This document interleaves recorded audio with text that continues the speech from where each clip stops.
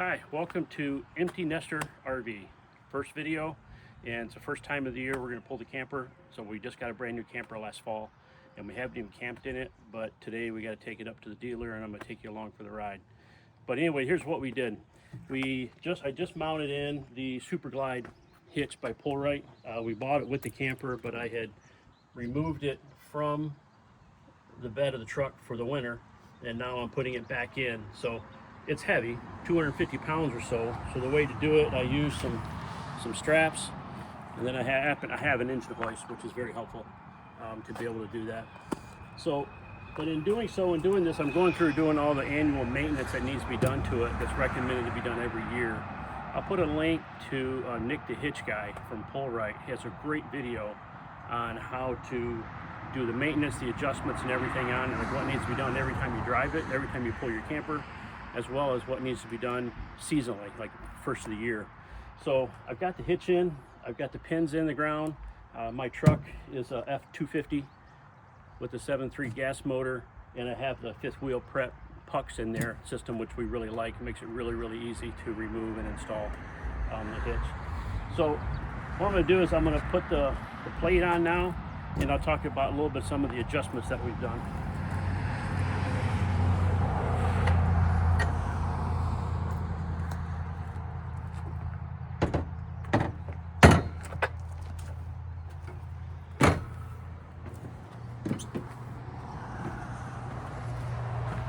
So what Nick recommends on these adjustments, because when I was pulling without a camper, this was just sliding around all over the place. And the reason we went with this hitch is because it's a shorter bed truck, and plus the cover, I have a roll-up tonneau cover on here as well. So I wanted the extra space. Too many stories about articulation and turning sharp corners, about the cap of the camper making contact with the truck and shattering the glass. So I went and paid a little more money to get the right hitch for our application. But driving down the road with the hitch, no camper on here, this was just sliding back and forth, which drove us nuts. I think it's got to be an adjustment on that. That's when I found the video I'm going to show you. And in it, there's an adjustment on this nut right here. Grab yourself a 15/16 wrench, keep it on your truck. And that's the adjustment right there. The video goes through how to adjust that, but you want to get it to where it's tight right there in the middle. So I've got that set now, and I'm getting ready to put a little bit of grease in here and here. In the video, he talks about how to grease the center pin, which I'm going to do that later, because all I'm doing today is just moving the camper over to the dealer for some work to be done. So I'm going to put a little bit of grease here, a little bit of grease here, and put that plate on.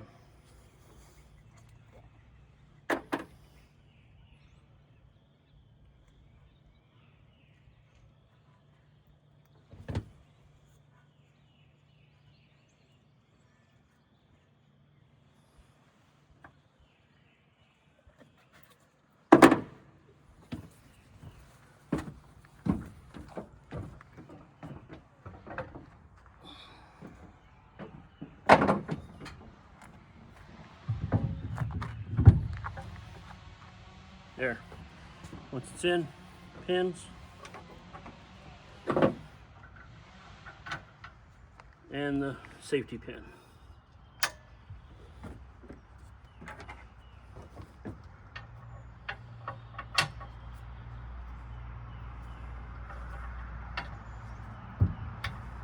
Okay.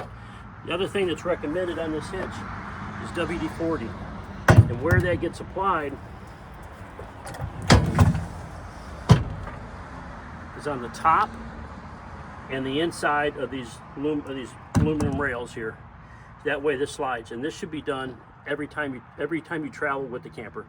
Every time you hook up your camper, you should spray these down. I have already done that on this, so I won't do it again, but it is done. There, and that's good to go. So next, I'm gonna clean up, go get the camper, and we'll be ready to go. Thanks.